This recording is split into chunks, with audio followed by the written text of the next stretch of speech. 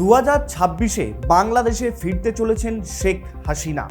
তবে কি নতুন করে স্বপ্ন দেখবে ওপার বাংলার মানুষ? 2024 সালে সরকার বিরোধী আন্দোলনে নিজের ঘর ছেড়ে ভারতে আশ্রয় নিতে হয়েছিল শেখ হাসিনাকে। আর তার প্রায় 2 বছর পর ফের একবার ওপার বাংলার মানুষকে বড় বার্তা দিলেন তিনি।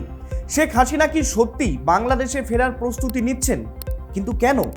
বর্তমানে আন্তর্জাতিক অপরাধ ট্রাইব্যুনালে শেখ হাসিনার নামে প্রায় 200টার বেশি মামলা সক্রিয় রয়েছে। এমনকি একটি মামলায় অনুপস্থিতিতে মৃত্যুদণ্ডের রায়ও রয়েছে শেখ হাসিনা। ফলে প্রশ্ন উঠছে, হাসিনা বাংলাদেশে ফিরলে তাকে কি ফাঁসির দড়িতে ঝোলানো হবে? আর ভারত, যে তাকে এই 2 বছর আশ্রয় দিল, সে কি এত সহজে হাসিনাকে বাংলাদেশে ফেরত যেতে দেবে? নাকি চীনমুখী বাংলাদেশকে ভারতমুখী করার প্ল্যান করছে ভারতেরই কিছু উপদেষ্টা?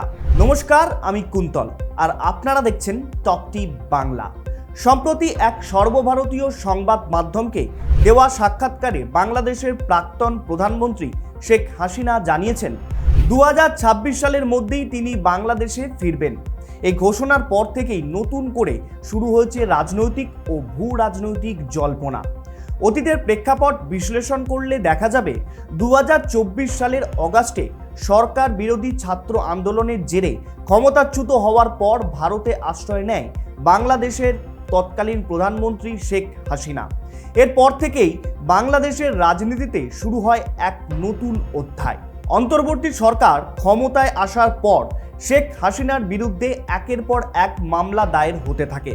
হত্যা, দুর্নীতি, রাষ্ট্রদ্রোহ এবং মানবতাধিকার অপরাধ সহ বিভিন্ন অভিযোগে বর্তমানে তার বিরুদ্ধে একাধিক মামলা বিচারাধীন রয়েছে।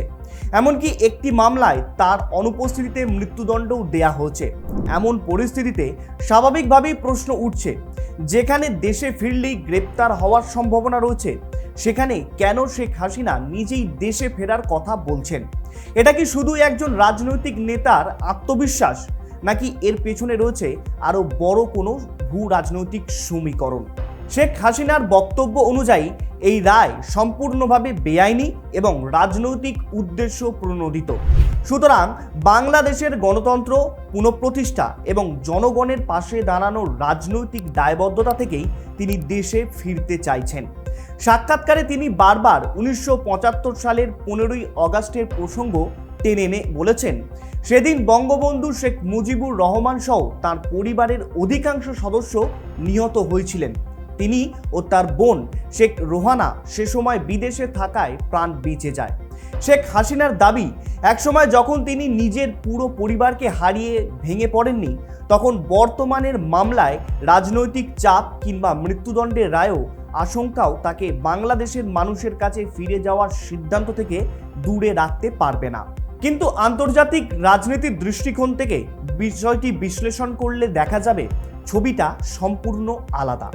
একজন প্রাক্তন প্রধানমন্ত্রীর বিরুদ্ধে একাধিক মামলা বিচারাধীন রয়েছে এবং যিনি দেশে ফিরলেই আইনি প্রক্রিয়ার মুখোমুখি হতে পারেন। তিনি হঠাৎ করেই প্রকাশ্যে দেশে ফেরার ঘোষণা সাধারণত করেন না। এমন সময় ঘোষণা আসে ঠিক তখনই যখন রাজনৈতিক পরিস্থিতি, কূটনৈতিক সমীকরণ কিংবা জনসমর্থন, এই তিনটির মধ্যে অন্তত একটির ক্ষেত্রে ইতিবাচক পরিবর্তনের আশা তৈরি হয়। আর এখানেই শুরু হয় আসল ভূ রাজনৈতিক বিশ্লেষণ। কারণ বর্তমানে বাংলাদেশ শুধু একটি দেশের অভ্যন্তরীণ রাজনৈতিক সংকটের মধ্যেই সীমাবদ্ধ নয়, বরং ভারত, চীন, আমেরিকা এবং দক্ষিণ এশিয়ার সামগ্রিক কৌশলগত ভারসাম্যের একটি অত্যন্ত গুরুত্বপূর্ণ কেন্দ্রবিন্দুতে পরিণত হয়েছে। তাহলে এখন প্রশ্ন হলো, শেখ হাসিনার এই প্রত্যাবর্তনের ঘোষণা কি শুধুই সিদ্ধান্ত, রাজনৈতিক সিদ্ধান্ত, নাকি এর সঙ্গে জড়িয়ে রয়েছে ভারত বাংলাদেশ সম্পর্ক, চীনের ক্রমবর্ধমান প্রভাব এবং আন্তর্জাতিক কূটনৈতিক সমীকরণের কোনো একটা বড় পরিবর্তন? 2024 সালের রাজনৈতিক পরিবর্তনের পর বাংলাদেশের ক্ষমতার কাঠামো সম্পূর্ণ বদলে যায়। অন্তর্বর্তী সরকার দায়িত্ব গ্রহণের পর দেশের বিভিন্ন গুরুত্বপূর্ণ প্রতিষ্ঠান পুনর্গঠনের উদ্যোগও নেওয়া হয়। একই সঙ্গে আওয়ামী লীগের শীর্ষের নেতৃত্বের বিরুদ্ধে একাধিক আইনি প্রক্রিয়াও শুরু হয় সেই সময়। এই পরিস্থিতিতে অনেকের ধারণা ছিল শেখ হাসিনার রাজনৈতিক অধ্যায় হয়তো কার্যত এখানেই শেষ হয়ে গেল। কিন্তু 2026 সালে এসে তাঁর দেশে ফেরার ঘোষণা সেই ধারণাকে নতুন করে প্রশ্নের মুখে দাঁড় করিয়ে দিয়েছে। শেখ হাসিনার এই ঘোষণার আরেকটি গুরুত্বপূর্ণ দিক হলো তিনি এখনও নিজেকে বাংলাদেশের রাজনীতির সক্রিয় অংশ হিসাবেই দেখছেন। এর আগেও আমরা দেখেছি ভারত থেকে একাধিকবার দলীয় নেতাকর্মীদের উদ্দেশ্যে ভার্চুয়াল বার্তা দিয়ে তিনি আওয়ামী লীগকে ঐক্যবদ্ধ থাকার আহ্বান জানিয়েছেন। তার দাবি, রাজনৈতিক প্রতিকূলতা সাময়িক হতে পারে, কিন্তু জনগণের সমর্থন থাকলে কোনো রাজনৈতিক দলকে দীর্ঘদিনের রাজনীতির বাইরে রাখা কোনোভাবেই সম্ভব নয়। অন্যদিকে বাংলাদেশের বর্তমান রাজনৈতিক পরিস্থিতি সেই দাবিকে কতটা সমর্থন করছে এখন সেটাই সবথেকে বড় প্রশ্ন। কারণ শেখ হাসিনার বিরুদ্ধে একাধিক মামলা এখনও বিচারাধীন রয়েছে, ফলে দেশে ফিরলে তাকে আইনি প্রক্রিয়ার মুখোমুখি হওয়ার সম্ভাবনাও রয়েছে। ফলে তার প্রত্যাবর্তন শুধুমাত্র একটা রাজনৈতিক সিদ্ধান্ত নয়, বরং একটা আইনি, কূটনৈতিক এবং নিরাপত্তা, এই তিনটি বিষয়ের সঙ্গে গভীরভাবে জড়িত। বিশ্লেষকদের একাংশের মতে শেখ হাসিনার এই ঘোষণা মূলত তিনটি বার্তা বয়ে নিয়ে যায়। প্রথমত, তিনি এখনও আওয়ামী লীগের নেতৃত্ব ছাড়ছেন না। দ্বিতীয়ত, দলীয় কর্মী সমর্থকদের মনোবল ধরে রাখার চেষ্টা করে যাচ্ছেন অনবরত।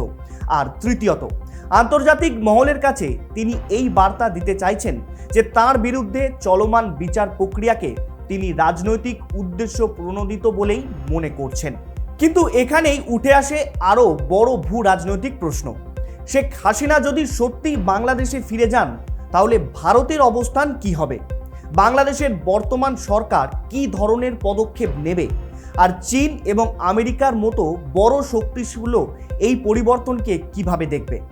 দেখুন, প্রথমে ভারতের অবস্থান কি হবে সেটা বুঝতে হবে। ভারতের কাছে বাংলাদেশ শুধুমাত্র একটি প্রতিবেশী দেশ নয়, বরং উত্তর পূর্ব ভারতের নিরাপত্তার জন্য বাংলাদেশের গুরুত্ব অত্যন্ত বেশি। তাই বাংলাদেশ ভারত সম্পর্কে যে কোনো বড় পরিবর্তন সরাসরি ভারতের জাতীয় স্বার্থকে প্রভাবিত করতে পারে। শেখ হাসিনার সময়ে ভারত ও বাংলাদেশের সম্পর্ক একাধিক ক্ষেত্রে শক্তিশালী হয়ে উঠেছিল ক্রমাগত। নিরাপত্তা, সহযোগিতা, সীমান্ত সমন্বয়, বিদ্যুৎ ও জ্বালানি সংযোগ এবং রেল যোগাযোগের ক্ষেত্রেও দুই দেশের মধ্যে উল্লেখযোগ্য অগ্রগতি দেখা গিয়েছিল সেই সময়।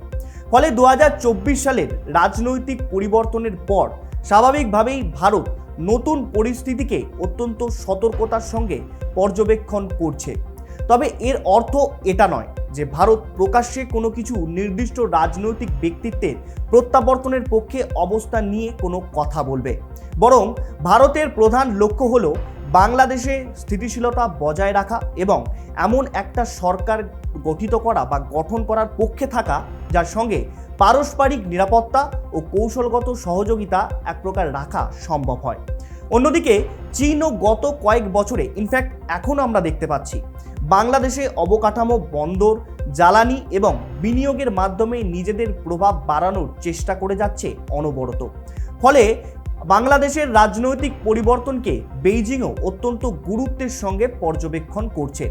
আর এই কারণেই শেখ হাসিনার সম্ভাব্য প্রত্যাবর্তনের প্রশ্নটাও এখন শুধু বাংলাদেশের অভ্যন্তরীণ রাজনীতির বিষয় নয়, এটা ভারত ও চীনের মধ্যে চলমান কৌশলগত প্রতিযোগিতার সঙ্গেও ওতপ্রোতভাবে যুক্ত হয়ে গেছে।